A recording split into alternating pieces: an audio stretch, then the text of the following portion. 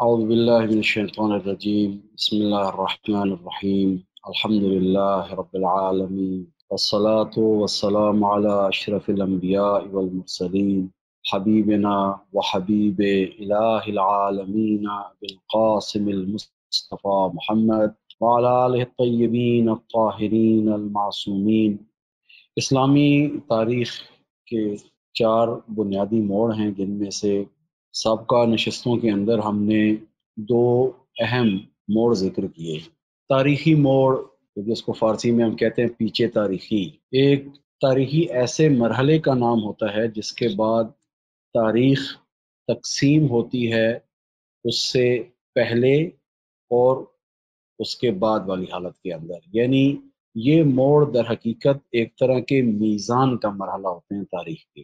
اگر ہم اسلام کی تاریخ کی بات کریں تو اس کے اندر کل جو نشست ہماری رہی ہے اس میں ایک اہم موڑ غدیر کے حوالے سے آپ کی خدمت میں عرض کیا تھا۔ دشمن نے غدیر کے حوالے سے جو نقشہ کھینچا، اللہ تعالیٰ نے متوجہ کیا کہ اب دشمن باہر سے حملہ نہیں کر پائے گا، بلکہ اب اسلامی تہذیب اور دین اسلام کو اب خطرہ جہاں سے دوچار ہوگا وہ خود اسلام کے اندر ایسے مسائل کھڑے کرے گا دشمن، ایسی صورتحال بنائے گا کہ جس کے نتیجے میں اسلام کو اب اندر سے چوٹ لگے گی۔ اس لیے آپ دیکھتے ہیں کہ واقعہ غدیر اور رسول اللہ کی رحلت کے درمیان 70 دن کا یہ عرصہ ہے۔ اسی درمیان کیسے اتفاقات، حوادث رونما ہوتے ہیں کہ ادھر رسول اللہ کی آنکھ بند ہوتی ہے اور ادھر اسلام کے اندر ہی اب دو آوازیں آنا شروع ہوتی ہیں۔ ایک تو وہی آواز تھی جس کی رسول اللہ نے خود تائید کی اور جس کی طرف رہنمائی کی، اور الہی جو نقشہ رسول اللہ لے کر آئے تھے اس کی تکمیل جس کے ذریعے سے ہونی تھی اس کی رہنمائی کی اور معرفی کی اور اتمام حجت کیا امت کے اوپر۔ اور اسی کے بالکل پیرلل اور موازی ایک دوسرا جریان اور ایک دوسرا رجحان اسلام کے اندر، اسلام کی ایک دوسری قرأت، اسلام کی ایک دوسری تصویر جو بالکل اس کے مقابل میں ہے، اس کا آغاز ہوتا ہے۔ اور وہ بھی ایک خاص مرحلہ ہے کہ جس کو ہم کہتے ہیں، آپ دیکھیں، سقیفے کا۔ سقیفہ در حقیقت خود دین اسلام کے اندر رسول اللہ کا جو دیا ہوا اسی الہی منصوبے کی تکمیل کا جو رسول اللہ نے جو اس سلسلے میں رہنمائی کی، اسی کے مقابلے میں ایک پورے رجحان اور ایک جریان کا نام ہے۔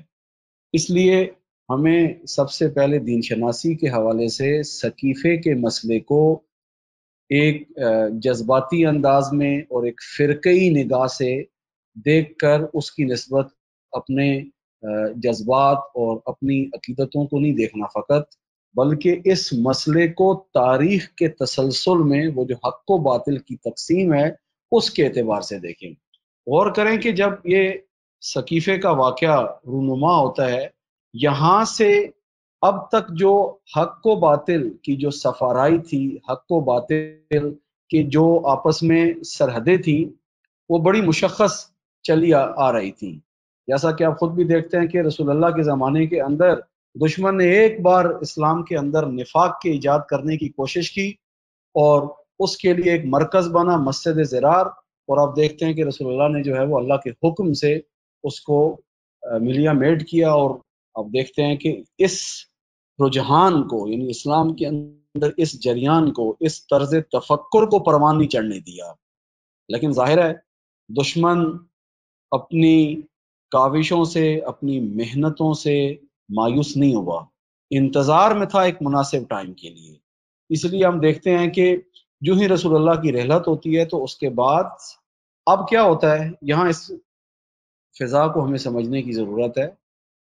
یہاں پر یہ ہوتا ہے کہ حق و باطل کی جو دو صفیں آج تک اتنی واضح اور مشخص چلی آ رہی تھی، یہاں پر ہم دیکھتے ہیں کہ سقیفہ کے بعد اب وہ حق و باطل کی صفوں کے اندر وہ جو اتنی شفافیت تھی اور اتنی واضح انداز میں یہ دو صفیں تھیں، اب یہاں پر پھر دوبارہ جو ہے امت کے لیے ایک نئی کنفیوژن ایجاد ہو جاتی ہے۔ معاشرے کے لیے وہ جو معیارات تھے اور جن کی بنیاد پر دونوں سرحدیں بڑی واضح تھیں، کفر اور اسلام، حق اور باطل کے درمیان جو سب چیزیں یہاں تھی اور ہر ایک دیکھ سکتا تھا اور انتخاب کر سکتا تھا کہ کدھر جانا ہے، نہایت آسان تھا۔ لیکن اللہ تعالیٰ نے رسول اللہ کی رحلت کے بعد امت کو ایک نئے آزمائشی مرحلے سے گزارا۔ یہ امت یہاں پہ کیا کرتی ہے؟ لہٰذا آپ دیکھیں کہ ثقیفہ کے وقت اور اس کے بعد یہ جو بالخصوص 25 سال کا عرصہ ہے امیر المومنین کا، یہ ایک ایسا عرصہ ہے کہ جس عرصے میں آپ دیکھیں کہ یہاں پر حق و باطل اتنا شفاف نہیں ہے کہ اب اتنی آسانی سے فیصلہ کیا جا سکے، کیونکہ دشمن نے جس حربے کو استعمال کیا، جیسا کہ قرآن میں اللہ تعالیٰ نے اس طرح رہنمائی کی تھی کہ اب خطرہ باہر سے نہیں ہے، اب خطرہ اندر ہے۔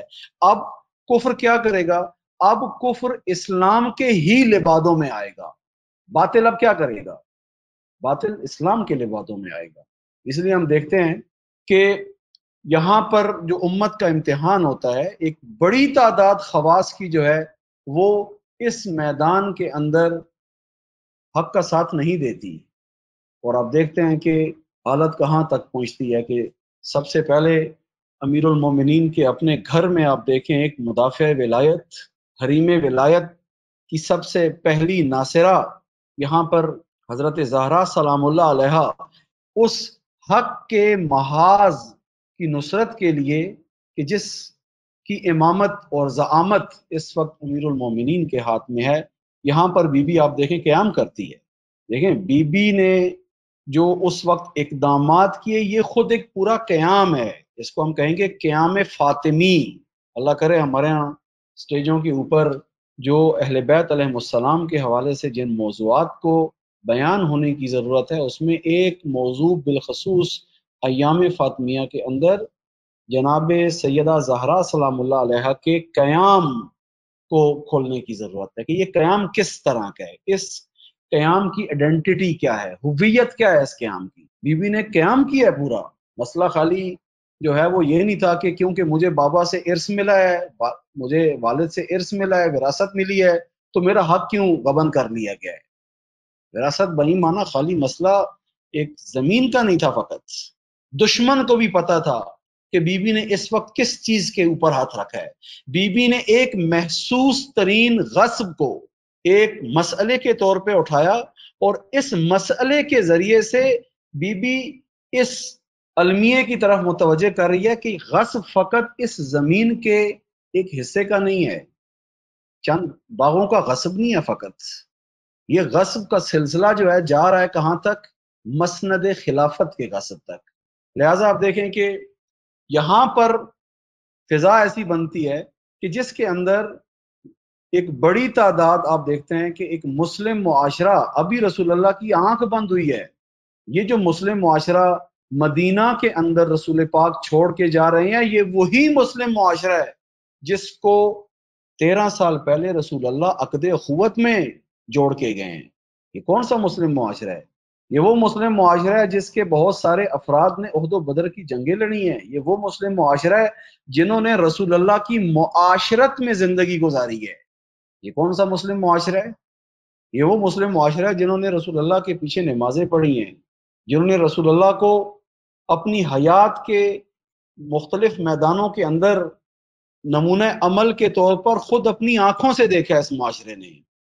لیکن اب دیکھیں ادھر آنکھ بند ہوتی ہے، دشمن، یاد رکھیے گا وہ جو چیز میں پچھلی 2 نشستوں میں 3 میں ظاہراً یہ امیر المومنین کا یہ فرمان دہرا چکا ہوں، آج پھر دہرا رہا ہوں کہ الغافل لا یغفل، جو انسان غفلت کا شکار ہوتا ہے اس کا دشمن اس سے غافل نہیں ہوتا۔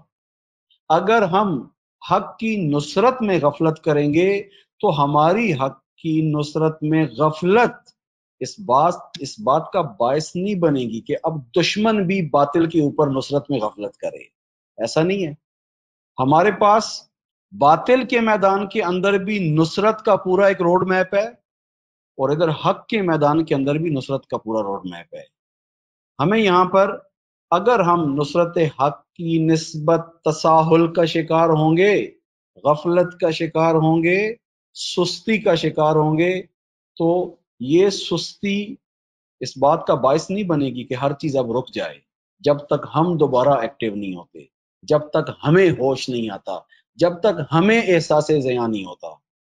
لہٰذا ہم دیکھتے ہیں کہ اس سقیفہ کے عرصے کے اندر سب سے اصلی ترین ذمہ داری جو اس وقت نصرت امام کے لیے اس معاشرے پہ لاگو ہوتی تھی، اس کا نام تھا جہاد تبیین، یعنی حق و حقیقت کے بیان کی جو جد و جہد ہے، یہ اس وقت کے معاشرے کی اصلی ذمہ داری بنتی تھی، جو آج ولی امر مسلمین رہبر معظم نے آج کے زمانے کے اندر بھی محاذ حق کی نصرت کے لیے خواص کی ایک اہم ذمہ داری کے طور پہ اس چیز کو قرار دیا ہے، جہاد تبیین۔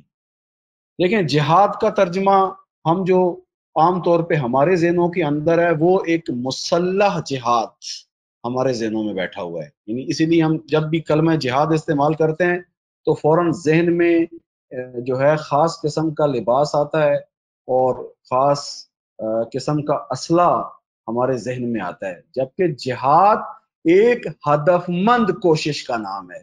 بقول رہبر معظم کے، جہاد ایک ایسی ہدف مند کوشش کا نام ہے کہ جس کے اندر آپ دشمن کے منصوبے کو ٹارگٹ کرتے ہیں۔ بڑا فرق ہے۔ مثلا آپ دیکھیں، ایک میدان جنگ ہے، کیونکہ ظاہر ہے کلمہ جہاد ایک جنگی اصطلاح ہے، اس جنگ کا ایک میدان ہارڈ وار ہے، یہی جو آپ دیکھتے ہیں جس کو ہم ایک طرح سے جنگ سرد بھی کہہ سکتے ہیں اور ایک طرف سے ہارڈ وار بھی کہہ سکتے ہیں۔ یہی جو جنگ ہم دیکھتے ہیں کہ باقاعدہ طور پر جو ہے اسلحہ اور یہ اس کے دیگر جو جنگی وسائل ہیں، ان کے ذریعے سے باقاعدہ ایک دوسرے کے روبرو ہو کے اور ایک دوسرے کے دشمن کو فزیکلی دیکھتے ہوئے یا اس کو جو ہے وہ محسوس کرتے ہوئے جو جنگ لڑی جاتی ہے، ایک جنگ کا یہ میدان ہے۔ اسی میدان سے ہی اگر ہم مثال دیں، اگر ایک انسان کے پاس اسلحہ ہے جس کے ذریعے سے انسان نے جہاد کرنا ہے، اگر اس جہاد کے اندر مثال کے طور پہ دشمن کا ٹینک دائیں طرف سے آ رہا ہے اور ہم آر پی جی اٹھا کے بائیں طرف فائر کرنا شروع کر دیں، دشمن کا ٹینک کدھر سے آ رہا ہے؟ دائیں طرف، اور ہم آر پی جی اٹھا کے بائیں طرف اگر فائر کرنا شروع کر دیں تو سوال یہ ہے کہ اس کو اسلام کے اندر جہاد کہا جائے گا؟ آپ تو کھڑے میدان میں ہیں، آپ اپنا اسلحہ بھی چلا رہے ہیں، اس کو جہاد کہا جا سکتا ہے؟ نہیں۔ ولی امر مسلمین رہبر معظم کے بقول، جہاد در حقیقت ایک ہدف مند کوشش کا نام ہے کہ جس کے اندر انسان دشمن کے منصوبے کو ٹارگٹ کرتا ہے، اس وقت یہ دیکھتا ہے کہ دشمن کس مورچے کے اندر بیٹھا ہوا ہے، کہ اگر اس مورچے کو تباہ کرو گے تو یوں سمجھو کہ آپ نے دشمن کو کاری ضرب لگائی ہے۔ اس وقت جو ایک بڑا اہم کام ہے اور ہماری ایک اصلی ذمہ داری بنتی ہے، وہ دشمن کے اصلی مورچوں کی شناخت ہے۔ ان میں سے ایک اہم مورچہ جو آج کے زمانے میں بالخصوص ہمارے لیے جس کو سمجھنے کی ضرورت ہے اور جس کے مطابق مسلح ہونے کی ضرورت ہے، وہ انسان کے اعتقادات کا میدان ہے، انسان کے سامنے دین کی حقیقی صورت کو گدلا کرنے کی جو دشمن کی کوشش ہے۔ دشمن اس وقت جس مورچے میں بیٹھا ہوا ہے، اس کا نام ہے، اس وقت یہ جنگ جو آپ دیکھ رہے ہیں ہر روز میڈیا کے ذریعے سے لڑی جا رہی ہے، کہ شک کو یقین میں تبدیل کیا جا رہا ہے، اور جہاں پہ حب انسانوں کے اندر ایجاد ہونی چاہیے وہاں پہ بغض میں تبدیل کیا جا رہا ہے۔ دشمن یہ جنگ ہر عرصے میں لڑتا آ رہا ہے، لیکن جوں جوں انسان عصر ظہور کے قریب ہوتا جا رہا ہے، یہ جنگ اتنی پیچیدہ ہوتی جا رہی ہے، اتنی عالمگیر ہوتی جا رہی ہے، اتنے ہی شیطان کے حربے دن بدن نئے اس میدان کے اندر رونما ہو رہے ہیں۔ لہٰذا دشمن کے مقابلے میں اگر ہم محاذ حق کے اوپر جہاد کرنا چاہتے ہیں تو یہاں پر بھی اسی طرح سے انسان کو مسلح ہونا پڑے گا۔ لہٰذا آپ دیکھیں کہ سقیفہ کے ٹائم پہ جس اصلی چیز کی ضرورت تھی نصرت امام کے لیے، کہ جس کا ایک اہم نصرت کا میزان ہمارے لیے حضرت زہرا کے اقدامات ہیں، کہ جس کو ہم اگر نام دے تو وہ قیام فاطمی ہے۔ یہاں پہ آپ دیکھیں کہ سب سے ایک اہم کام جو جناب سیدہ نے کیا وہ جہاد تبیین ہے۔ تبیین قرآنی اصطلاح ہے، تبیین یعنی وضاحت، تبیین یعنی حقائق کا بیان، حقائق کو واضح کرنا، حقائق کو آشکار کرنا، اس طرح سے آشکار کرنا کہ اب انسانوں کے اوپر حجت تمام ہو جائے، اب انسانوں کے نزدیک کوئی شک و شبہ باقی نہ رہے، اس حد تک اس چیز کو لے کے چلنا۔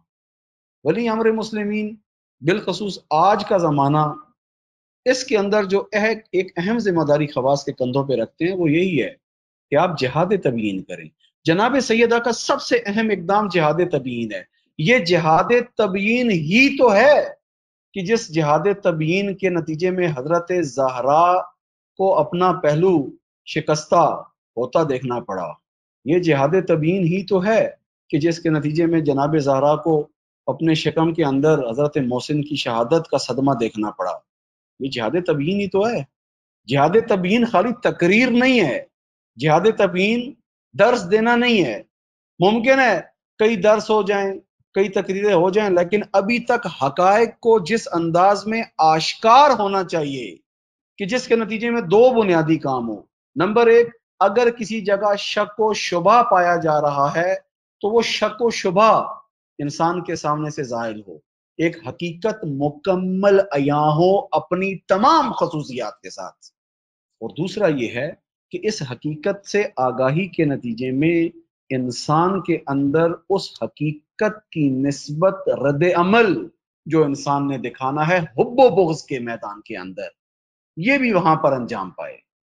بس اسی لیے کہا ہے کہ تقریر نہیں ہے خالی جہاد تبیین، کیونکہ اسلامی معاشرے کے خواص نے نصرت امام کے لیے اس سقیفہ کے وقت اور اس کے بعد کا یہ جو عرصہ ہے کہ جوں اب کربلا سے پہلے ہم آتے ہیں کہ حالت اس سقیفے کے جریان کی اس قدر قوی ہو جاتی ہے، اس قدر قدرت پکڑ لیتا ہے یہ سقیفے کا جریان کہ اب کوئی چارہ ہی نہیں ہے کہ حسین ابن علی اب اسلام کے اندر اسی رجحان، اسی جریان کے مقابلے میں آ کے کھڑے ہوں باقاعدہ کھل کر۔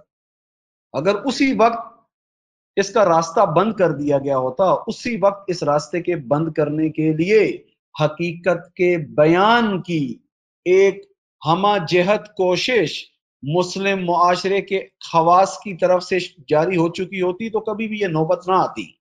لیکن ہم دیکھتے ہیں کہ یہاں پر کتنے افراد ہیں امیر المومنین کی اس نصرت کے لیے۔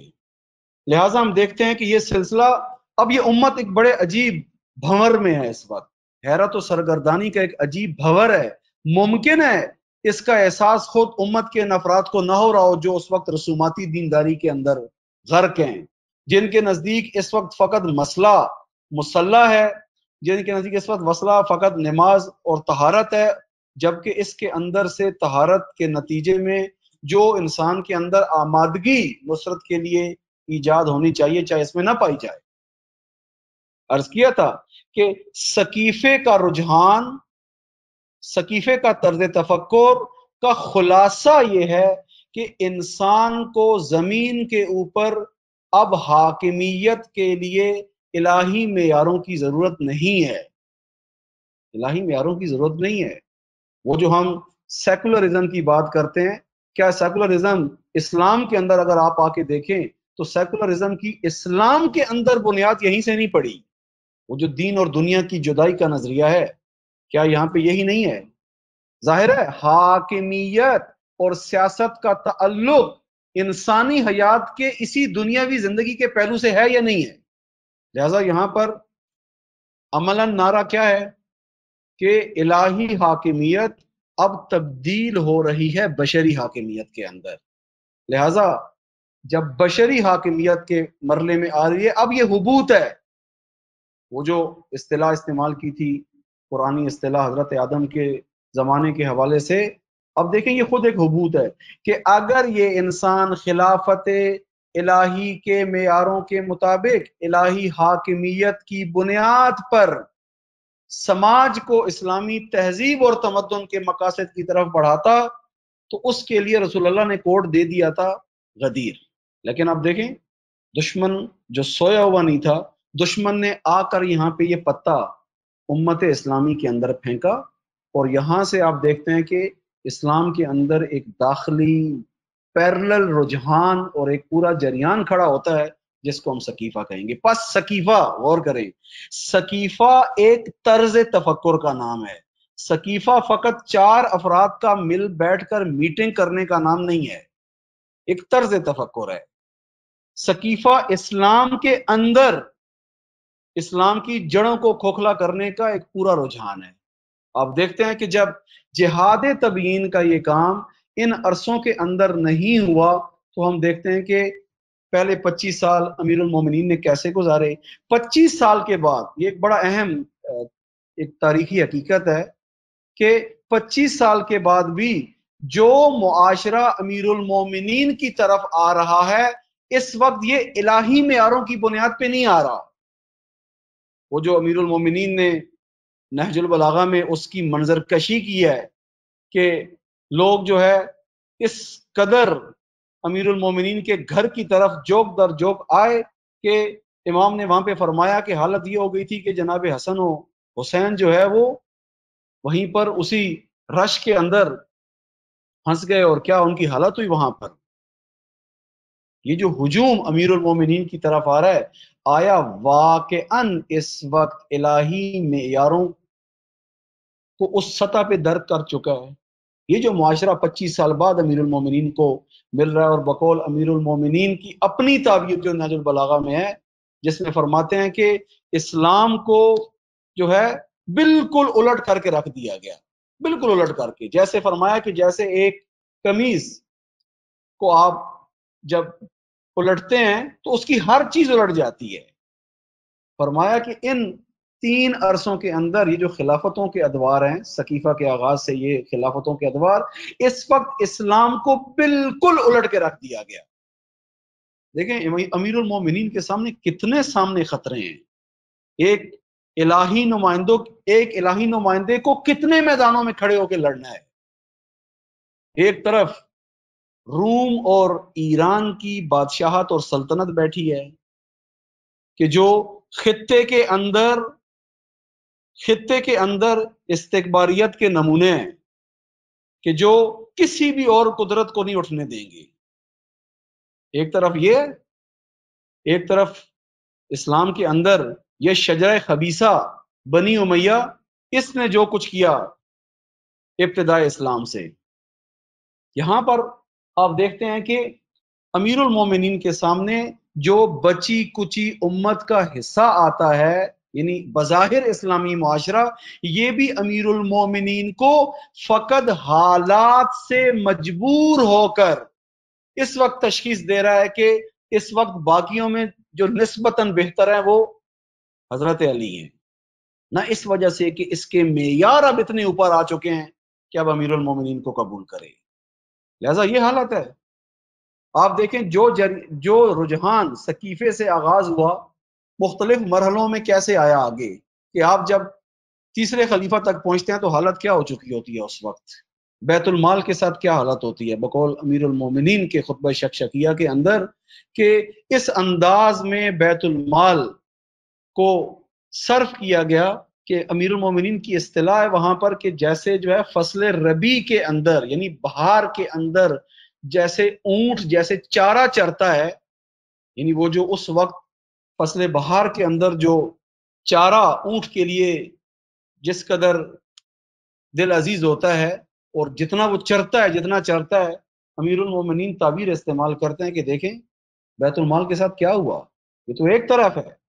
لہٰذا آپ دیکھتے ہیں کہ امیر المومنین کو جب خلافت ملتی بھی ہے تو اس کے بعد فوراً تین نہایت ہی دردآور قسم کی داخلی جنگیں امیر المومنین پہ مسلط کی جاتی ہیں۔ خوب امیر المومنین کن کے تعاون سے ان جنگوں کو لڑے؟ ہم جو سمجھتے ہیں کہ شاید امام زمانہ آئیں گے تو مسئلے بڑے حل ہو جائیں گے، نہ، مسئلے حل نہیں ہونے ہیں۔ اتفاقاً مسئلوں کا آغاز اس وقت جو ہونا ہے وہ بڑا خاص قسم کا ہے، کیونکہ غور کریں، کیونکہ امام زمانہ کو سب سے پہلے داخلی جنگ لڑنی ہے۔ ہمارے ذہن میں شاید یہ آتا ہے کہ شاید امام زمانہ جب آئیں گے تو فوراً شاید جو ہے نا یہ جو باہر کا جو عالمی کفر کا نظام ہے، شاید امام نے آتے ہی ان کے ساتھ جنگیں کرنی ہے۔ نہ، امام کو سب سے پہلے اسلام کے نام پر ہی، تشیع کے نام پر ہی، اسلام کے اندر ہی کئی داخلی رجحانات اور جریانات سے امام کی جنگیں ہیں۔ ہم بڑی سادگی سے گزر جاتے ہیں ان مسئلوں سے۔ اگر امامت کے نفاذ کے لیے اتنی آسانیاں ہوتی تو دشمن تو بڑا واضح ہے، ادھر کفر ہے ادھر اسلام ہے، اللہ اللہ خیر صلی اللہ، چلیں سب کو تیار کریں جا کے لڑتے ہیں۔ خوب، سوال جب حالت یہ بنے کہ اسلام کو داخلی جنگوں میں الجھایا جائے، یہاں پر سب سے پہلے کورل ٹیم کے اندر جن انسانوں کی ضرورت ہوتی ہے وہ نافذ البصیرت ہونا ضروری ہے۔ نافذ البصیرت، کہ جو خصوصیت امام جعفر صادق علیہ السلام نے حضرت عباس کی بیان فرمائی ہے، نافذ البصیرہ۔ اور اسی طریقے سے امیر المومنین نے خود ان جنگوں کے اندر ایک جنگ میں فرمایا کہ آج وہ اس حق کی نصرت کر سکے گا کہ جس کے پاس بصیرت بھی ہے اور استقامت بھی ہے۔ ظاہر ہے اب جنگ داخل کے اندر ہے، یہ اتنی آسان جنگ نہیں ہے۔ دیکھیں دشمن جب آپ کے سامنے عیاں حالت کے اندر ہو، وہ تو کفر پہ کھڑا ہوا ہے، اس سے لڑنا آسان ہے، لیکن طلحہ اور زبیر کے ساتھ لڑنا آسان کام ہے؟ زوجہ رسول جب مقابلے میں آ جائے، یہاں پر حق کا راستہ سمجھانا اس انداز کے اندر کہ انسان حق کے معیاروں کو گم نہ کرے، شخصیتوں پہ نہ پرکھے، یہ آسان کام ہے؟ یہ جب صفین کے اندر ایک طرف قرآن اٹھایا جائے، قرآن کے مقابلے میں آنا آسان کام ہے؟ اس قرآن کے مقابلے میں ابھی عوام کی نگاہ سے آپ دیکھیں، کل ہم سمجھتے ہیں کہ جب امام زمانہ آئیں گے تو مسئلہ بڑا واضح ہو چکا ہوگا، اتنا حل ہو چکا ہوگا کہ ہم بڑے آرام سے جو ہے امام کو کہیں گے کہ کاش ہم بھی آپ کے ساتھ ہوتے مولا اور آپ کی میت میں جنگ کرتے، اور یہ کہ آپ جہاں کہتے ہیں ہم چلے جاتے۔ اتفاقاً اتنا آسان نہیں ہے، اتنا آسان نہیں ہے امام کہتے اور میں چلا جاتا۔ امام کہتے اور میں چلا جاتا اتنا آسان ہوتا، آپ واقعہ کربلا کے اندر دیکھیں جو تیسرا اسلامی الہی تاریخ کا اہم موڑ ہے عاشورہ۔ موڑ کا مطلب کیا ہوتا ہے؟ عرض کیا ہے، یعنی ایک ایسی جگہ جس کے بعد اب تاریخ تقسیم ہوگی دو پہلوؤں میں، ایک عاشورہ سے پہلے کی تاریخ اور ایک عاشورہ کے بعد کی تاریخ۔ یہ پھر ایک چھانٹ کا مرحلہ ہے۔ دیکھیں تاریخ کے جتنے بھی اہم موڑ ہیں یہ در حقیقت وہی سنت محوزت کے مرحلے ہیں، چھانٹ کے مرحلے ہیں، خالصیت کے مرحلے ہیں، خالص کرنے کے مرحلے ہیں، تطہیر کے مرحلے ہیں، حجامت کے مرحلے ہیں۔ لہٰذا آپ دیکھتے ہیں کہ واقعہ کربلا کے لیے بھی آپ دیکھیں ایک بڑی تعداد نہیں آئی ہے، یمن کے چاہنے والے تشریف نہیں لائے، بنو ہاشم کی ایک بڑی تعداد حسین ابن علی کے ساتھ نہیں آئی، لیکن بڑے مقدس چہرے ہیں، کیا کریں ہم یہاں پر؟ اور جو بندہ اگر آج کے زمانے میں آپ دیکھیں ایک طرف حاجی سر منڈائے ہوئے، کوئی اور لباس نہیں پہنا ہوا جسم کے اوپر، ایک سفید لباس کے اندر ہے، اور مکہ کے اندر کہہ رہا ہے لبیک اللہم لبیک لا شریک لک لبیک، زبان توحید بیان کر رہی ہے، لیکن اس وقت قبلہ حسین ابن علی نہیں ہے۔ یہ باتیں کہاں جائیں گی؟ ان حاجیوں کے ہجوم کو دیکھتے ہوئے یہ فیصلہ کرنا اتنا آسان ہے کہ ہم یہ کہیں کہ اگر یہ غلطی پہ ہوتے تو اتنے لوگ یہاں کیوں کھڑے ہوتے؟ جیسے آج ہمارے معیار ہے نا، ہمارا ایک غلط معیار، ہمارا اس وقت دینداری کے اندر ایک غلط معیار یہ ہے کہ اگر یہ چیز غلط ہے تو اتنے لوگ کیوں یہ کر رہے ہیں، اتنی اکثریت یہ کام کیوں کر رہی ہے نا؟ یہ ہمارے ذہنوں میں معیار، کنفیوز بھی ہو جاتے ہیں کہ بھائی اگر یہ چیز غلط ہے تو خوب فلاں کیوں کر رہا ہے، فلاں کیوں کر رہا ہے، فلاں کیوں کر رہا ہے۔ خوب اگر ہم ہوتے عصر عاشور میں، ہم ہوتے زمانہ حسین ابن علی میں کہ جب آ رہے ہیں مکہ کے اندر، ہم بھی کنفیوز ہو جاتے ہیں نا اگر اس معیار کے ساتھ آتے۔ پس معیار یہ نہیں ہے کہ اس وقت اکثریت کیا کر رہی ہے، عاشورہ جو ایک چیز سمجھاتی ہے وہ یہ ہے، معیار یہ نہیں ہے۔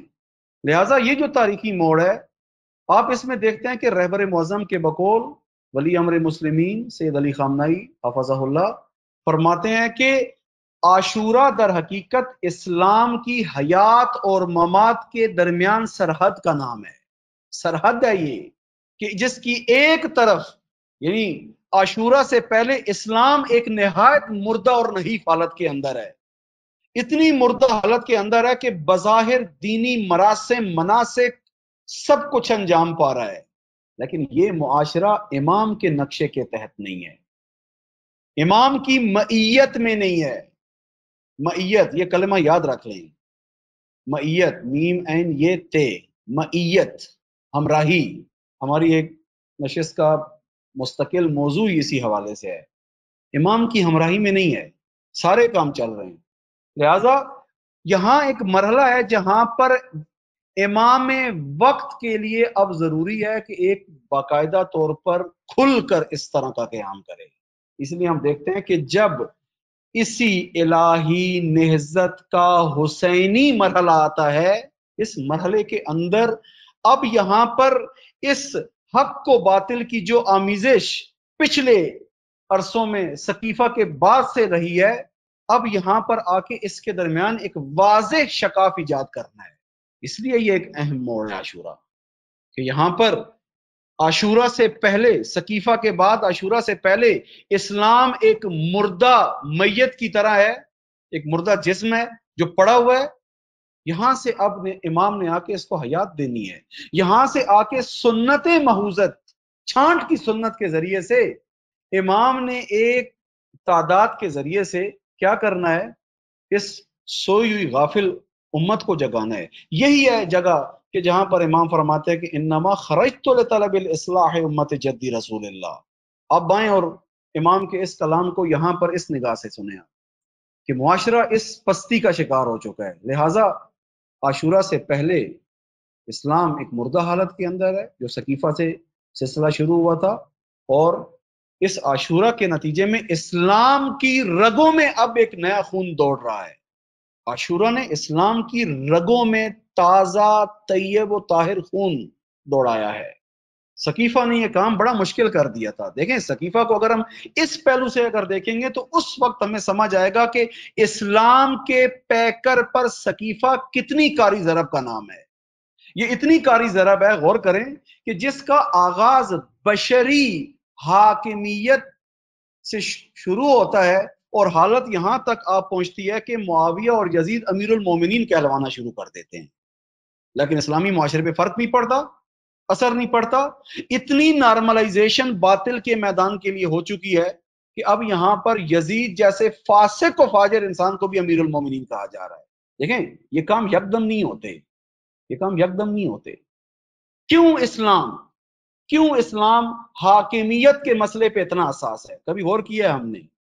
جو ہے ہم آرام سے نمازیں پڑھیں، عبادتیں کریں، جہاں پہ بھی رہیں ایڈجسٹ رہیں، جہاں پہ بھی رہیں مسئلہ نہیں ہے، نظام کفر کے اندر رہیں، کسی طرح کے بھی نظام کفر کا سیاسی پہلو ہو، اقتصادی پہلو ہو، تعلیمی پہلو ہو، سماجی پہلو ہو، اخلاقی پہلو ہو، انٹرٹینمنٹ کا پہلو ہو، معماری کا پہلو ہو، کوئی بھی ہو، ایڈجسٹ رہیں آرام سے۔ اسلام کیوں حاکمیت کے مسئلے پہ حساس ہے؟ اس لیے کہ حاکمیت مسئلہ خالی یہ نہیں ہے کہ اس وقت اوپر کون بیٹھے، فقط ایک فرد کا نہیں مسئلہ۔ امام حسین کا مسئلہ فقط فرد یزید نہیں ہے۔ اس حق و باطل کے اس پیراڈائم کے اندر اگر آپ دیکھیں تو امام اس کو اس وقت فرد یزید کے طور پر نہیں دیکھ رہے، بلکہ باطل کی ایڈمنسٹریشن کہ جو تاریخ کے اندر مختلف ادوار گزارتے ہوئے آ رہی ہے، امام کا مسئلہ اس وقت وہ ایڈمنسٹریشن ہے۔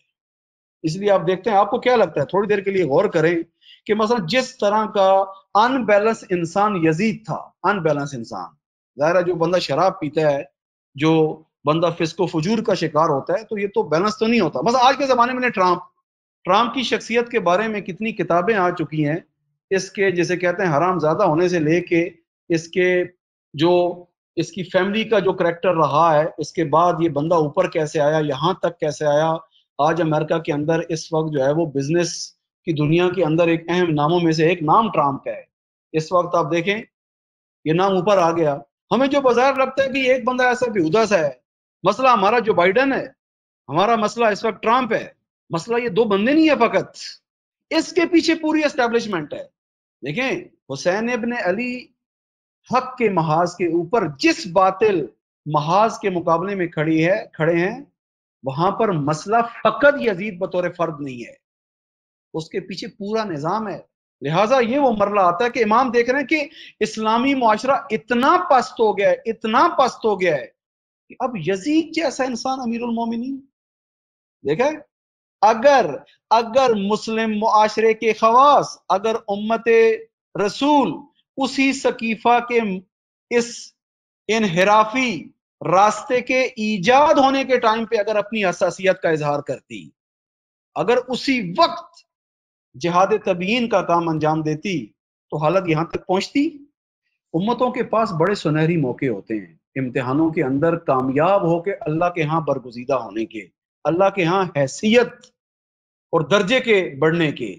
اگر امتیں اس وقت بر موقع اقدام کریں، ان کی حیثیت کیا ہوتی ہے آج آپ دیکھ لیں دنیا کے اندر کیا صورتحال ہے. یمن کو آپ دیکھیں اس وقت، انصاف سے خود بتائیں اس وقت یمنیوں کے پاس کیا ہے؟ غور کریں یمنیوں کے پاس کیا ہے اس وقت. ہولیے دیکھیں بیچاروں کے کپڑے دیکھیں، پاؤں میں پہننے کے لیے جوتا نہیں ہے. اس وقت دنیا کی تمام عالم استکبار کی جتنی بھی کاوشیں ہیں، جنگیں ہیں، آپ جغرافیائی اعتبار سے دیکھیں کہ جو ہے وہ یمن کتنے حصے پہ پھیلا ہوا ہے. آج آپ دیکھیں پورے استکباری نظام کو جو ہے وہ گھٹنے ٹکوا کے رکھ دیے ہیں ہارڈ وار کے اندر. کیا ہے ان کے پاس؟ کیونکہ مکتب عاشورہ کی ایک منطق ہے، اس پہ غور کریں. اب ذرا منطق اس اصطلاح کو بھی اس انداز میں لیں. عاشورہ کی منطق کا نام عزت ہے، منطق عزت. حسینی معاشرہ تشکیل پاتا ہے عزت کے تحت. اس لیے امام حسین نے دیکھیں امام کا ایک کام کیا ہوتا ہے. ظاہر ہے امام ایک انجینئر کا نام ہے، امام ایک معمار کا نام ہے. امام نے کیا کیا؟ محاذ حق کے اوپر اس وقت جتنے افراد اس تحریک اور نہضت کا حصہ بن سکتے تھے، امام نے جب مدینہ سے روانہ ہونے لگے تو امام نے وہیں سے یہ جملے فرمانا شروع کیے کہ من کان باذلا فینا محجتہ. ہم دیکھتے ہیں کہ امام نے وہیں سے فرمانا شروع کیا کہ جو شخص بھی اس راستے کے اندر اپنے خون کی قربانی دے سکتا ہے، کیونکہ ظاہر ہے امام کو رستہ نظر آ رہا ہے کہ جدھر میں جا رہا ہوں اس کے آخر میں کیا ہونا ہے. اس لیے ہم دیکھتے ہیں کہ امام نے اپنی اس حسینی تحریک جس کا آغاز امام نے باقاعدہ کھل کر اعلان کیا، آپ دیکھتے ہیں کہ جب امام مدینہ سے نکل رہے ہیں تو وہیں پر فرما رہے ہیں من کان فینا باذلا محجتہ من کان فینا باذلا محجتہ، کہ جو شخص بھی اپنے وجود کے اندر، جو رگوں کے اندر خون موجود ہے، اس کو ہمارے لیے بہا سکتا ہے، اس رستے کے اندر بہا سکتا ہے. وَمُوَطِّنًا عَلَىٰ لِقَاءِ اللَّهِ، اور جو لقاء الہی کے لیے خود کو تیار کر رہا ہے، جو اپنا مقام، جو اپنی آرامگاہ اور اپنا آخری ہدف جس کے نزدیک لقاء الہی ہے، فَلْيَرْحَلْ مَعَنَا. امام نے یہ نہیں کہا کہ یہ آئے اور یہ نہ آئے. یہ جو ہم تقسیم کرتے ہیں نا اور آ کے مسائل کو جس انداز میں پیش کرتے ہیں، امام کیا فرما رہے ہیں؟ یہ امام کا سنہری جو کلام ہے ہماری زبانوں پہ بھی ہونا چاہیے. ہمیں ان مفاہیم سے دیکھیں دین یہی ہے، یہ جو ہم کہتے ہیں دین شناسی یعنی یہی کچھ. امام فرما رہے ہیں من کان فینا باذلا محجتہ وموطنا علی لقاء اللہ نفسہ فلیرحل معنا. امام نے یہاں پہ ایک پوری لکیر کھینچ دی کہ جو بھی اس کرائٹیریے کے ساتھ ہے فلیرحل معنا، اس کو ہماری نصرت کے لیے اس کاروان کا حصہ بننا ہوگا. امام نے حجت تمام کر دی. اب اس بنیاد پہ دیکھیں کہ عاشورہ یہاں پر اتمام حجت ہے، کیونکہ امام جس کام کو کرنے کی طرف جا رہے ہیں یہ کام نہایت سنگین کام ہے. سقیفہ کے اس رجحان کے نتیجے میں اسلام کی یہ پیروکار امت اس وقت جس المناک حالت کے اندر ہے، امام نے اس حالت سے نکالنا ہے. اب حق اور باطل کی سرحدوں کو دوبارہ احیا کرنا ہے. اس لیے آپ دیکھتے ہیں کہ یہاں پر باقاعدہ ایک پوری محاذ آرائی ہے اور اس کے نتیجے میں ہم دیکھتے ہیں کہ اب اتمام حجت ہے. اب وہ جو بعض مقدس چہرے تھے جنہوں نے امام کا ساتھ نہیں دیا، عصر عاشور کے بعد ان کے پاس کیا جواب ہے؟ کیا جواب ہے؟ کس منطق کے تحت تم نے حسین ابن علی کا ساتھ نہیں دیا؟ چہروں سے نقاب اتار دی. اور جو بچی کچی کسر تھی، غور کریں، جو بچی کچی کسر تھی عصر عاشور کے بعد، اس علم کو اب حضرت زینب اور امام سجاد نے دوبارہ اٹھایا، اور آپ دیکھیں کوفہ و شام کے اندر اس محاذ حق اور باطل کے درمیان جو شگاف ہے اور اس کی سرحدوں کو مزید واضح اور عیاں کرنا ہے، یہ کام کیا۔ اس لیے آپ دیکھیں کوفہ کے مجرم خاموش تماشائی طبقے کو بی بی نے روتا ہوا دیکھ کر احساساتی ہو کے ان کے حال پہ رحم نہیں کیا۔ آپ دیکھیں بی بی کیا فرماتی ہیں، فَبْكُوا كَثِيرًا وَاضْحَكُوا قَلِيلًا، فرمایا کہ اب رونا تمہارا حق ہے، رو، تم نے جرم اتنا بڑا کیا ہے، تم نے بر موقع جو نصرت کرنی چاہیے تھی محاذ حق کی تم نے نہیں کی ہے، ان احساساتی آنسوؤں کا کوئی فائدہ نہیں ہے۔ بی بی فرما رہی ہے فَبْكُوا كَثِيرًا، اب سوائے حسرت و ندامت کے تمہارے پاس کچھ نہیں ہے، اس کا کوئی جبران نہیں ہو سکتا۔ اس لیے آپ دیکھتے ہیں کہ بعد میں توابین کے قیام کی کوئی حیثیت اسلام کے اندر نہیں ہے۔ کیا حیثیت ہے؟ اور بی بی نے ان کو جو تعبیریں استعمال کی ہے، اس کو سمجھیں ہم کس انداز میں دی ہیں تعبیریں ان کے لیے جو استعمال کی بی بی نے۔ ایک جو بڑی اہم اور چیز ہے جو یہاں پہ دین شناسی میں سمجھنے کی ضرورت ہے، کیونکہ آج دین کے نام پر ہی ایک رجحان دینی طبقے کے اندر خواص کا ایسا پایا جاتا ہے جو کہتے ہیں کہ اسلام کے نام پر ہمیں ہر ایک کو ساتھ لے کے چلنا ہے، ہر طرح کی تفسیر کو قبول کرنا ہے۔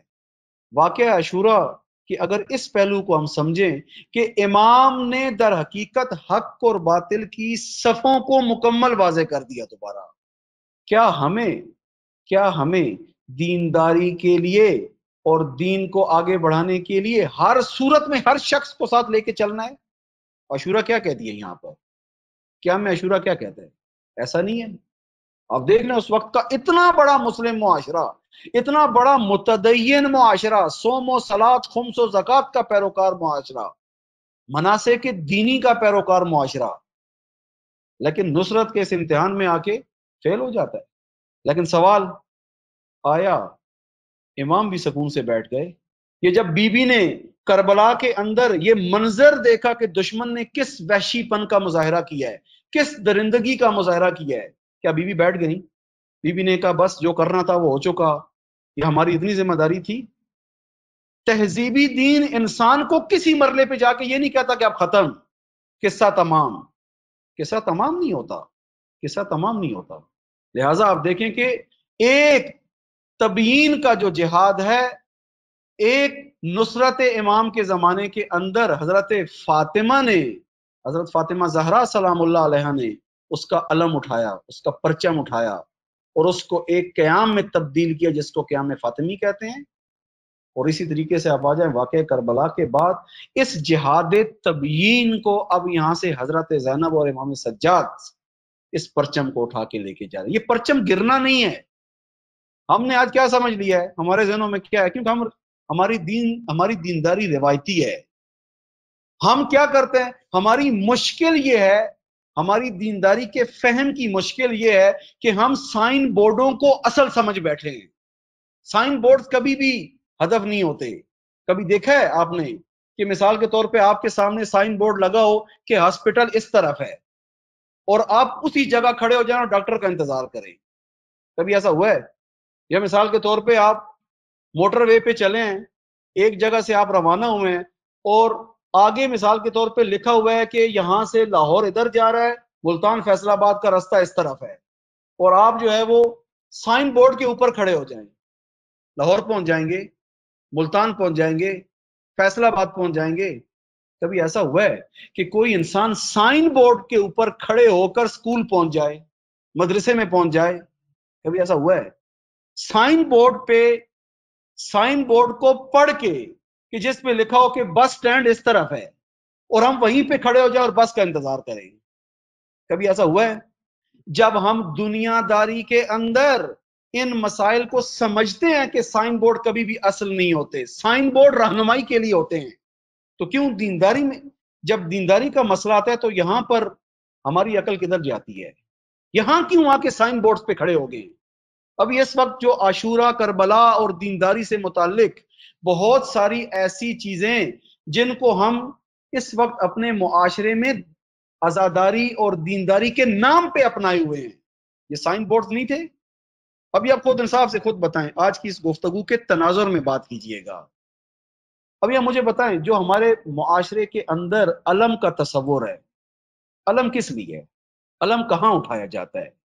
پرچم کہاں کی چیز ہے؟ جب پرچم کسی کے ہاتھ میں ہوتا ہے، اس کا مطلب کیا ہے؟ کیا مطلب ہے اسے؟ وہی سائن بورڈز اور سمبولک زبان کے اندر جو چیزیں ہیں، اس فلسفے کو ذہن میں رکھتے ہوئے یہاں پہ اس کی وضاحت کریں. کس لیے ہے؟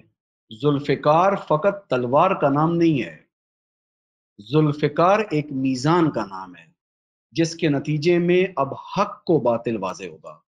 علم پیکار کے اندر چاہیے ہوتا ہے.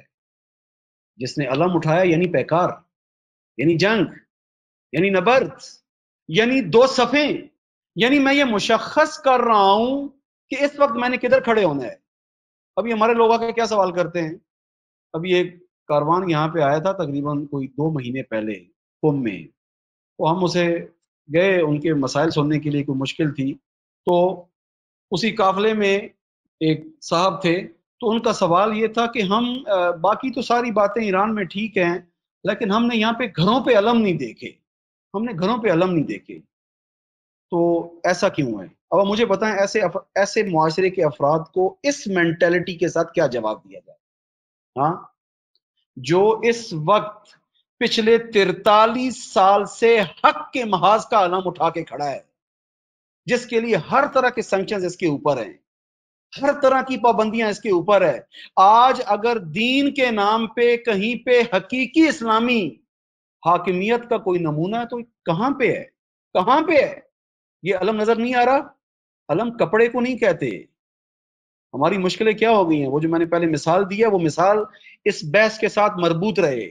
ہماری جو آج میں مثالیں دینا شروع کی ہیں آج سے، ان مثالوں کے فہم کے لیے گزارش کروں گا پچھلی چند دن کی گفتگویں ذہن میں رہیں.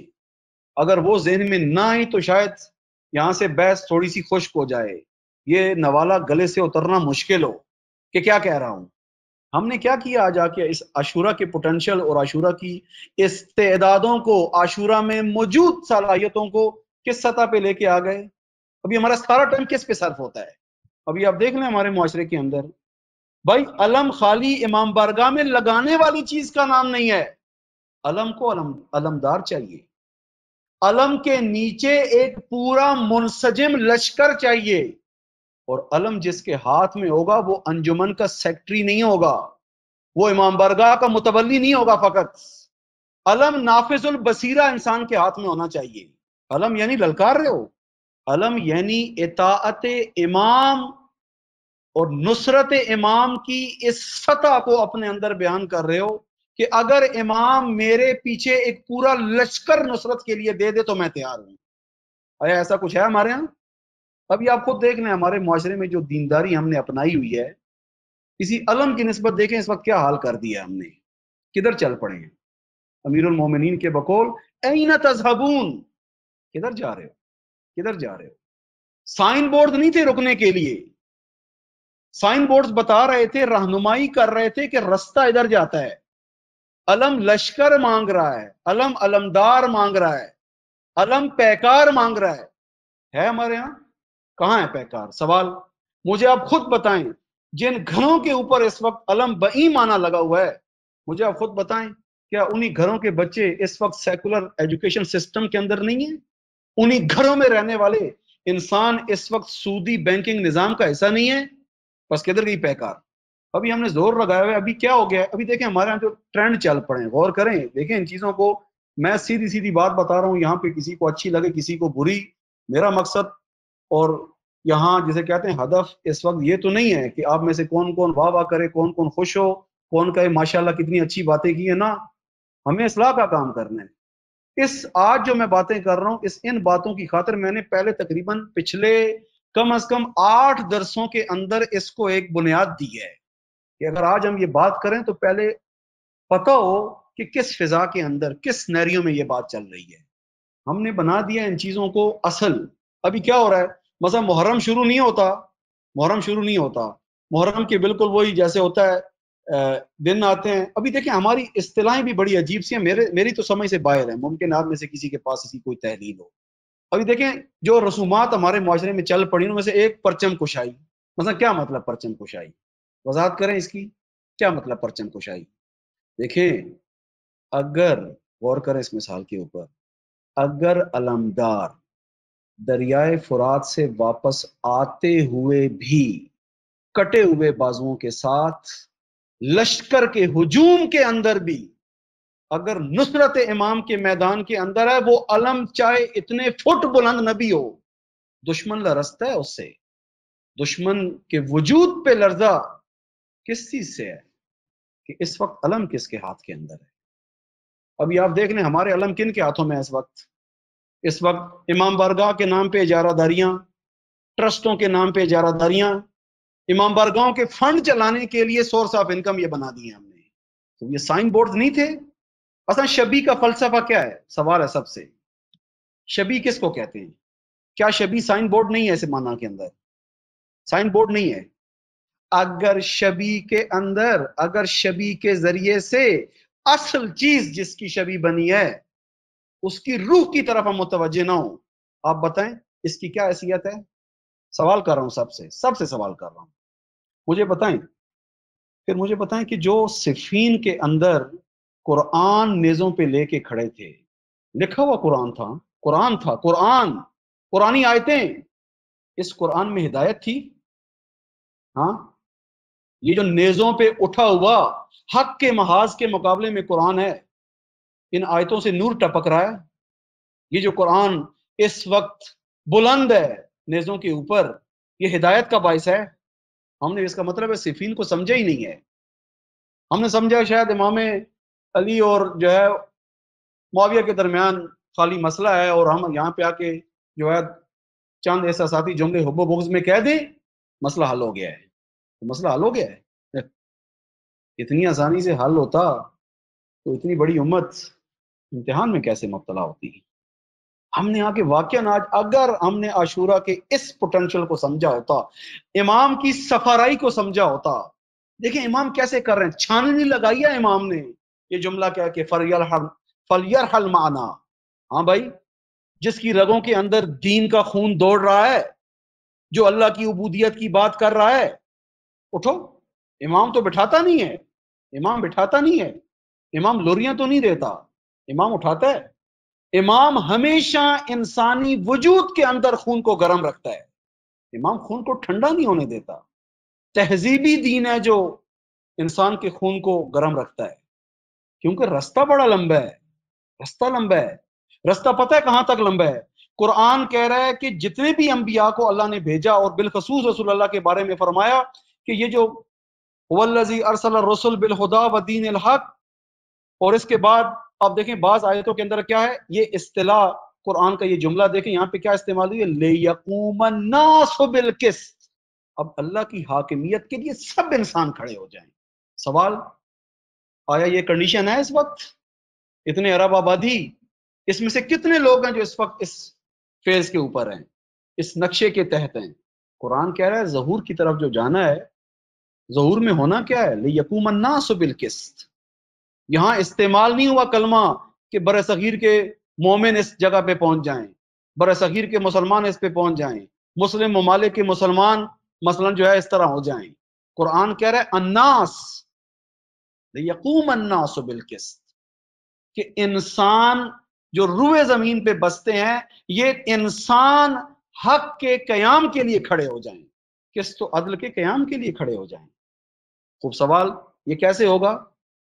اس چیز کو سمجھانے کے لیے ہمارے پاس جو دین نے سلیبس دیا ہے، اس سلیبس کا ایک اہم چیپٹر اور باب عاشورہ ہے. اب عاشورہ اس پہلو سے ہم دیکھیں.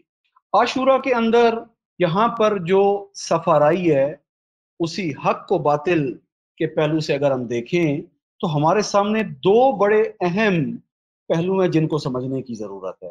ایک اس کے اندر شجرہ خبیثہ ہے بنی امیہ، جس کے ہاتھ میں انٹیلیجنس سسٹم ہے، جس کے ہاتھ میں بازار اور مارکیٹ کی نبض ہے اور اکانومی کا سسٹم ہے، جس کے ہاتھ میں سیکیورٹی کے ساری چیزیں ہیں، جس کے ہاتھ میں تعلیم کے نام پر مسجدوں میں کیا ہو، ممبر کے اوپر کیا ہو، اس کو کنٹرول اس نے کرنا ہے. یہ جو میں کہہ رہا تھا نا کہ یزیدیت کو یزید جیسے شرابی انسان میں نہ محدود کریں ہم، اور آ کے یہاں پہ اپنے بغض کے مطابق ایک حب و بغض کے میدان کے اندر مثلا 2 نعرے لگا کے ہم چھٹی کر کے چلے جائیں.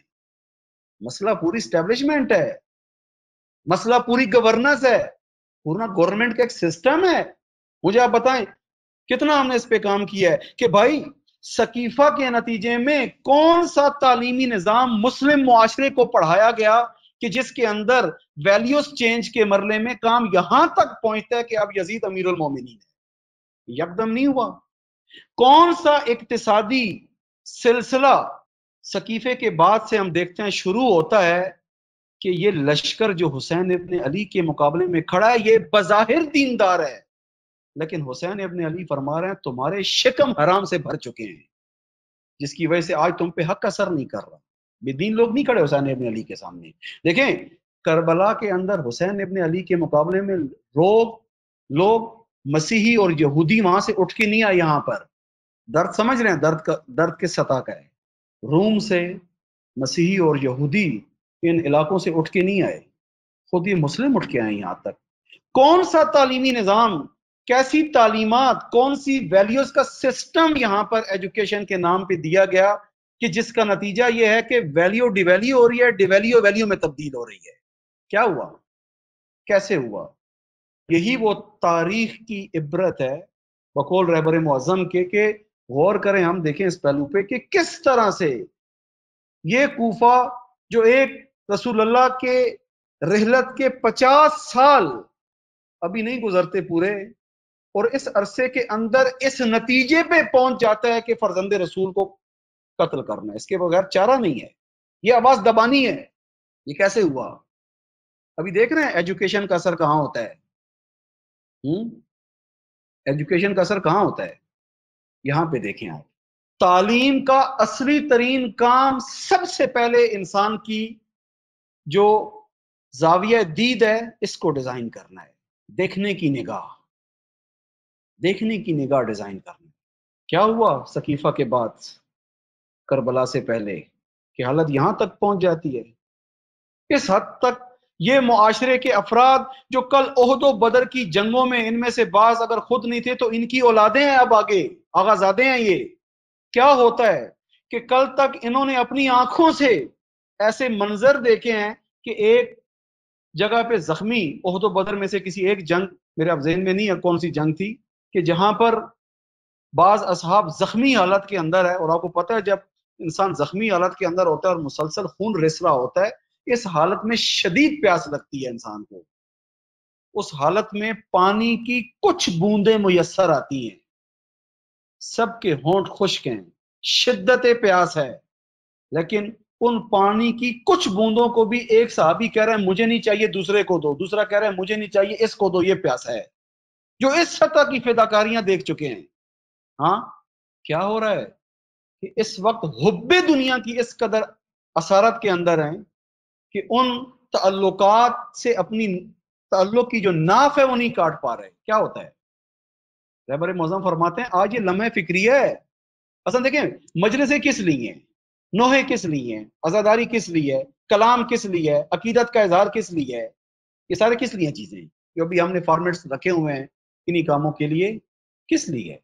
یہی تو سمجھانا ہے انہی مجلسوں کے اندر کہ بھائی 1400 سال بعد بیٹھے ہوئے انسان آؤ نا ذرا سوچو اس چیز کے اوپر. کیا ہوتا ہے کہ جو معاشرہ رسول کو آنکھوں سے دیکھ چکا ہے، جس نے امیر المومنین کی حکومت کے عدالت کے مرکز کو اس جگہ پہ دیکھا ہے. امیر المومنین کی حکومت کا مرکز کیا تھا؟ کیپٹل دارالخلافہ کیا تھا؟ کوفہ. ان 4 سال اور 9 مہینے یا اس 5 سال کے عرصے کے اندر امیر المومنین کے نظام عدل کو دیکھ چکا تھا. امام حسین اور جناب زینب سلام اللہ علیہ کو ایسی ہستیاں نہیں ہیں کہ جن کو یہ معاشرہ نہیں جانتا.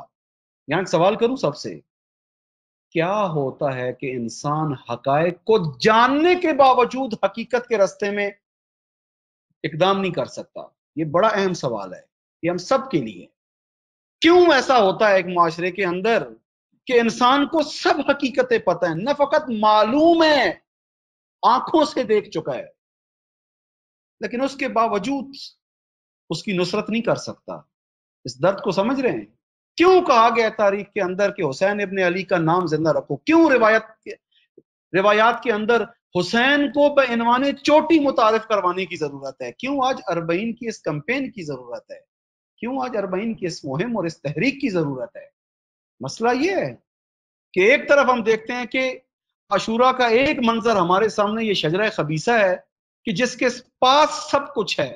میں نے عرض کیا ہے ایک سوسائٹی کا انفراسٹرکچر، اس کے اندر آپ سیکیورٹی کا سسٹم کہیں، آپ ایجوکیشن کا سسٹم کہیں، آپ پولیٹیکل سسٹم کہیں، اکانومی سے متعلق چیزیں کہیں، سوشل روابط کہیں، آپ جتنی بھی چیزیں کہیں، یزیدیت ایک پورا پیک ہے، ایک پورا سسٹم ہے اپنے زمانے کے اندر اس نظام باطل کا. لہذا جب واقعہ کربلا، واقعہ عاشورہ کو ہم نے سمجھنا ہے تو اس پورے مسئلے کو اس نگاہ کے ساتھ سمجھنے کی ضرورت ہے. ایک طرف ہم یہ دیکھتے ہیں، اور خوب یہ یہاں تک نہیں ہے، اس نے عصر ظہور تک جانا ہے. یہ شجرہ خبیثہ مختلف نسل در نسل اس میں سے افراد نے آنا ہے، جس کی ایک مثال آج ہمارے زمانے کے اندر داعش ہے. ایک مثال داعش ہے جس کو آپ آگے تک جائیں اور جوں جوں ظہور کے قریب ہوتے جائیں گے آپ دیکھیں جو لشکر کھڑا ہونے ہیں امام کے مقابلے میں، یہ کوئی نظام کفر سے نکل کے تو نہیں آنا. کبھی ہم نے ویسے بیٹھ کے غور کیا ہے؟ یہی جو میں نے سوال شروع میں اٹھایا ہے کہ جب امام کا ظہور ہوگا اور امام کے ظہور کے بعد جو سب سے پہلی جنگیں، نہایت طاقت فرسا جنگیں جہاں پہ سنت محوزت ایک بڑے پیمانے پہ تکرار ہونی ہے، ہمیں لگتا ہے کہ شاید امام نے نظام کفر کے ساتھ جا کے لڑنا ہے. اب ہمیں یہ لگتا ہے دشمن کیا کرتا ہے، غور کریں. دشمن کی خباستوں میں سے ایک خباست یہ ہے کہ دشمن نے ہمیشہ تاریخ کے اندر حق کے محاذ کو داخلی مسائل میں الجھایا ہے. اب انبیاء کے آغاز سے شروع کریں اور آپ آ جائیں کم از کم اب کے زمانے تک، کم از کم اب کے زمانے تک ہمیشہ حق کے محاذ کو داخلی مسائل میں الجھایا ہے. اور آپ کو پتہ ہے نا کہ اگر کوئی انسان گھر کے مسائل میں الجھ کے رہ جائے، محلے کے مسئلے حل کرنا آسان نہیں ہوتا اس کے لیے، شہر کے مسئلے حل کرنا آسان نہیں ہوتا اگر کوئی انسان گھر کے مسئلوں میں الجھ کے رہ جائے. بس ایک طرف ہمارے پاس یہ ہے، دوسری طرف ہمارے پاس وہ اسلام کے نام پہ معاشرہ ہے جس کا ایک واضح نمونہ ہمارے سامنے یہ کوفے کا معاشرہ ہے کہ آپ دیکھیں جو رسول اللہ کی رحلت سے 50 سال کے فاصلے پہ ہے، ادھر امیر المومنین کے 5 سالوں کو دیکھ چکا ہے، ادھر امام حسین کو دیکھ چکا ہے، ادھر حضرت زینب سلام اللہ علیہ کی جو خدمت ہے اس کوفہ کے اندر، اسی کوفے کے معاشرے کے اندر خواتین کے حوالے سے اس کو دیکھ چکا ہے. یہ سارے کچھ کے باوجود کیا ہوتا ہے؟ یہ نہایت اہم سوال ہے. اگر ہمیں آج کی نشست میں یہ ایک پہلو اگر سمجھ آ جائے تو روح عاشورہ کے ہم کافی نزدیک ہو جائیں گے کہ بھائی کیا ہوتا ہے. دینی سب کچھ مراسم چل رہی ہیں، لیکن نصرت حق کے لیے جب نصرت کا وقت آتا ہے، یہ عبادتوں کے لیے تیار ہیں، یہ خمس کے لیے تیار ہیں، یہ زکوٰۃ دینے کے لیے تیار ہیں، یہ حج کے لیے تیار ہیں، یہ صوم و صلات صدقات سب کچھ کے لیے تیار ہیں. لیکن ان تمام چیزوں کی جو روح ہے یعنی امام، وہ حقیقت واحد کہ جس سے ان تمام حقیقتوں نے نہ فقط متصل ہونا ہے بلکہ اس حقیقت کے میزان پہ انہوں نے پرکھا جانا ہے کہ یہ عبادتیں کس طرف ہو رہی ہیں، یہ صدقے کس طرف جا رہے ہیں، یہ نظام مالیات کدھر جا رہا ہے. یہ بڑا اہم سوال ہے. اتفاقاً یہ جو احیاء امر کے لیے، احیاء امر اہل بیت کے جس کی طرف فرمایا گیا ہے کہ اللہ تعالیٰ رحم کرے ان انسانوں کے اوپر کہ جو ہمارے امر کو زندہ کرتے ہیں، اس امر سے مراد یہ ہے مجلسیں اس کے لیے ہیں. مجلسوں کے اندر جتنا فارمیٹ ہے آپ کا، اس کے اندر آپ مدح سرائی کرتے ہیں، اس کے اندر آپ منقبت پڑھتے ہیں، شعر پڑھتے ہیں، نثر کی زبان میں کچھ بیان کرتے ہیں، نوحہ پڑھتے ہیں. نوحہ کا متن کیا ہونا چاہیے؟ نوحہ کے اندر کیا ہو، کیا بیان ہو نوحہ کے اندر؟ آپ کو پتہ ہے ایک طرح کی عزاداری ایسی ہے جس کے لیے بنی امیہ کی اسٹیبلشمنٹ خود موقع دیتی ہے. ایک طرح کا اسلام ایسا ہے جس کی ترویج کے لیے بنی امیہ کی اسٹیبلشمنٹ خود موقع فراہم کرتی ہے۔ میرا سب سے سوال ہے، ہمیں کیا لگتا ہے کہ معاویہ کے زمانے کے اندر شام کے اندر اسلامی کام نہیں چل رہے تھے؟ نہیں چل رہے تھے؟ جمعہ نہیں ہوتا تھا؟ جمعے کے خطبے نہیں ہوتے تھے؟ نمازیں نہیں ہوتی تھی؟ نہیں ہوتی تھی؟ نہیں ہو رہی تھی؟ سب کام ہو رہے تھے، لیکن ایک ریڈ لائن تھی، غور کریں، ایک ریڈ لائن تھی، اور وہ ریڈ لائن کا نام کیا ہے کہ کبھی بھی حاکمیت الہی کی نسبت یہاں کچھ نہ ہونے پائے، حاکمیت الہی کی نسبت یہاں کچھ نہ ہونے پائے، کہیں سے بھی بو نہ آئے الہی نمائندے کے نقشے کی۔ جب انسان دین کی عبادتوں، دین کے احکام، دین کے اعتقادات، ان تمام کو ایک واحد حقیقت امام سے متصل نہ کر پائے، ایسی عبادتوں سے بنی امیہ کی ایڈمنسٹریشن کو کوئی خطرہ نہیں ہے۔ برطانیہ جب مختلف ملکوں کو اپنا مستعمرہ بنا رہا تھا تو عراق کے اندر جب برطانیہ کا نمائندہ وہاں پر جاتا ہے تو اس نے آس پاس سے نا آوازیں اٹھتی سنی، پہلی بار اس کے کانوں پہ ایسی آوازیں پڑی تو وہ پریشان ہو گیا کہ یہ کیا ہے، یہ کیسی آوازیں آ رہی ہیں۔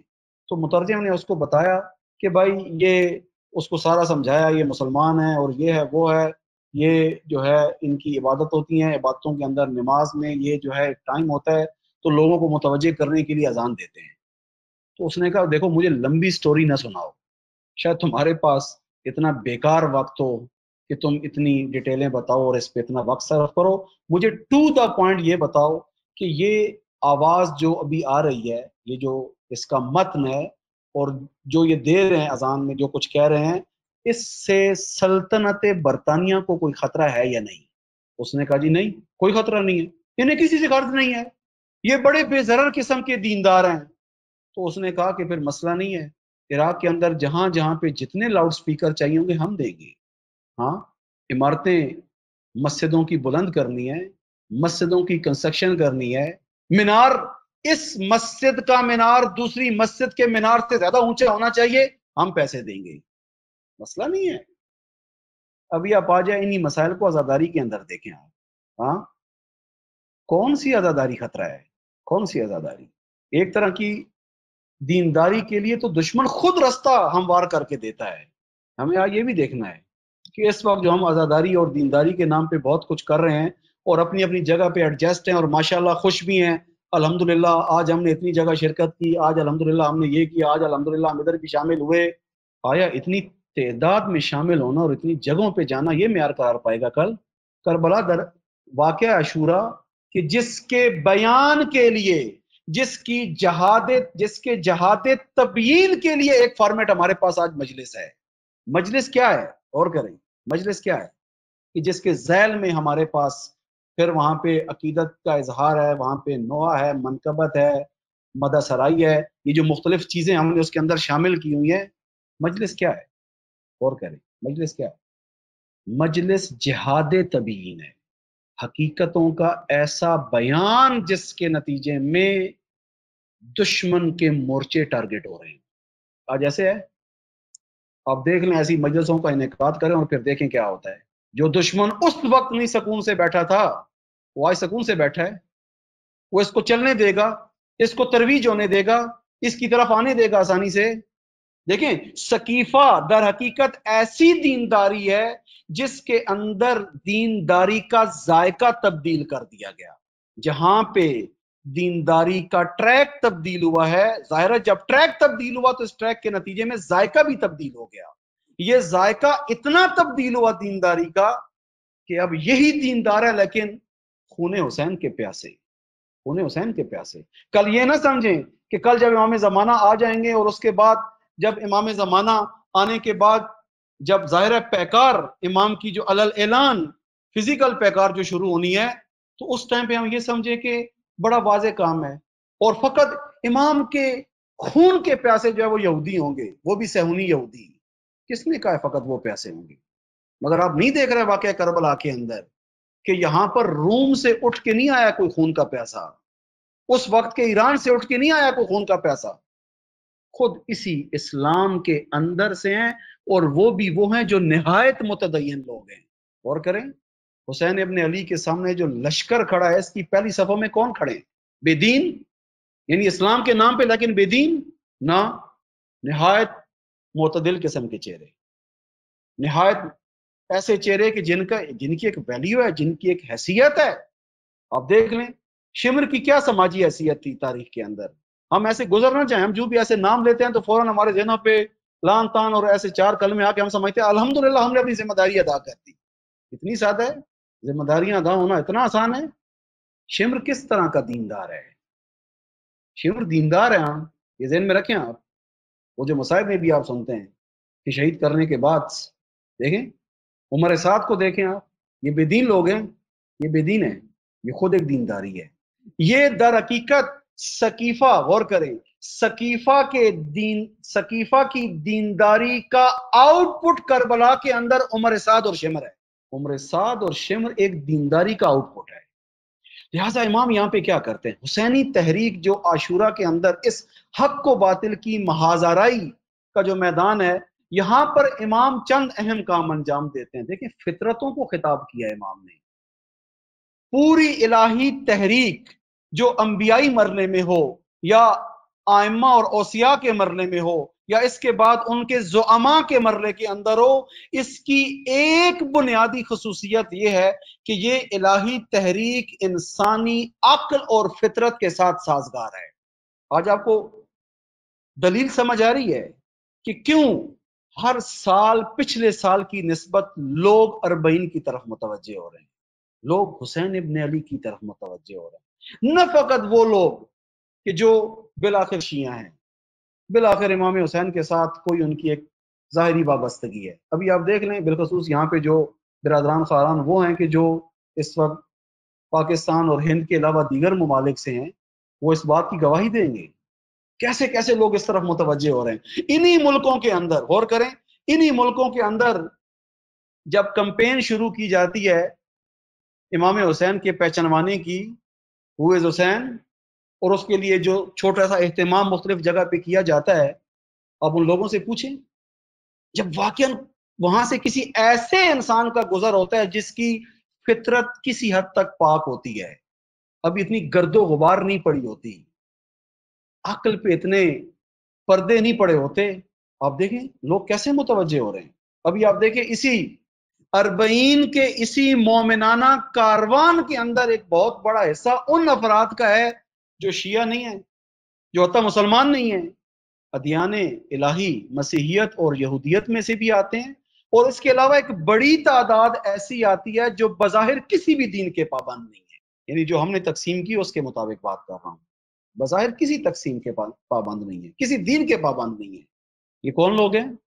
یہ وہ لوگ ہیں جن کو حسین ابن علی کا پیغام ان کی فطرت اور ان کی عقل کے ساتھ سازگار ہوتا ہوا محسوس ہوا ہے، اس کو درک کیا اور اس کے بعد اب یہاں آگے اب انہیں نظر آ رہا ہے کہ یہ کچھ ہے۔ ابھی سمجھ رہے ہیں اربعین کیا کرنے جا رہی ہے، اربعین کہاں پہ ہے؟ اربعین نیشن بلڈنگ کے حوالے سے حسین ابن علی کے گرد انسانوں کو عقل اور فطرت کی بیداری کے ذریعے سے لا رہی ہے۔ اربعین اس رجحان کا نام ہے۔ اسی لیے جو شخص اس عاشورہ کے نتیجے میں حسین ابن علی کی تعلیمات کہ جو فطرت اور عقل کے ساتھ سازگار ہیں، جتنا جتنا اس سے آگاہ آشنا ہوتا جائے گا اتنا اتنا اس کے قریب ہوتا جائے گا، اور یہ قربت کس چیز کا باعث بنے گی؟ جیسا کہ روایات کے اندر ہے کہ زیارت امام حسین انسان کو ایسے ہی پاک کر دیتی ہے جیسے سمجھیں کہ یہ ابھی ماں کے بطن سے باہر آئے، ماں کے شکم سے باہر آئے، جو روایات ہمارے پاس موجود ہیں کہ جیسے روایت کا جملہ ہے کہ تساقطت عنہ خطایا کیوم ولدتہ امہ، کہ یہ ایسے ہی ہو جاتا ہے، یعنی اس سے خطائیں اس طرح جھڑ جاتی ہیں، گناہ اس طرح جھڑ جاتے ہیں، وہ جو اس کے اوپر گرد و غبار ہے اس محاذ حق کی اس نصرت کے حوالے سے جب حسین ابن علی کے ساتھ اس کی تار جڑتی ہے، یہ کنیکشن جب برقرار ہوتا ہے، اس کنیکشن کے برقرار ہونے کے نتیجے میں اب یہ انسان ایسے ہی طاہر پاک پاکیزہ ہو جاتا ہے جیسے ابھی ماں کے وجود سے باہر آیا ہے۔ اربعین در حقیقت غور کریں، ہمیں یہاں سے جو ایک اور چیز سمجھ آتی ہے، اربعین اور عاشورہ کے رابطے کو ہم یہاں پہ دیکھیں۔ اربعین در حقیقت انسانوں کی تطہیر کا ایک پروسیس ہے۔ اربعین تطہیر کے لیے ہے۔ انسان کیوں آ رہے ہیں اربعین کی طرف؟ موج در موج، گروہ در گروہ، پوری دنیا سے۔ ابھی آپ دیکھ رہے ہیں اس وقت باوجود اس کے کہ جو ہے ظاہری طور پہ بالخصوص جو پاکستان سے آنے والے بیچارے بائی روڈ زائرین ہیں، کتنی سختیاں ان کے لیے۔ ابھی تک کئیوں کی اپروول ہیں جو محرم کے درمیانی عرصے سے گئی ہیں، ابھی تک ان کے ویزے نہیں آئے، یا جن کے ویزے آ بھی گئے جو زمینی سفر کرنا چاہ رہے ہیں ان کے لیے بائی روڈ رستہ جو ہے وہ حکومت، عراقی حکومت کے جو اس وقت ایک کٹ پتلی حکومت ہے، اس وقت عراق کو عراقی صدر نہیں چلا رہا، پیچھے بیٹھی عالمی وہ اسٹیبلشمنٹ چلا رہی ہے جس کو پتہ ہے کہ اس وقت اربعین میں کیا ہونے جا رہا ہے۔ مسئلہ خالی ایرانی پاکستانی نہیں ہے، مسئلہ بائی ایئر آنا اور بائی روڈ آنا نہیں ہے۔ دیکھیں دشمن کیسے کام کر رہا ہے۔ دشمن ہمیشہ، یاد رکھیں، کفر ہمیشہ قوانین کے روپ کے اندر آ کے انسانوں کو جکڑتا ہے۔ اب اسی تحریک کے ساتھ کیا ہو رہا ہے، اور جب دیکھنے کتنے سفر ہو گئی ہے۔